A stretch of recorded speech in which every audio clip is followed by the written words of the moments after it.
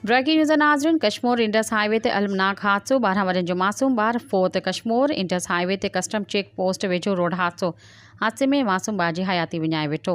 Motorcycle truck हेठियां अचण सबबि वाक़ियो पेश आयो आहे। फोत थींदड़ जी सुञाणप 12 वरनि जी अब्दुल बासित वल्द गुलाम कादिर चाचड़ वेठल ॻोठ रईस वाहिद बख्श चाचड़ तो थी आहे। हादसे खां पोइ इलाइक़े में ॾुख जी लहर छायल जॾहिं त ट्रक ड्राइवर मौक़े तां फ़रार थियण जी कोशिश कई।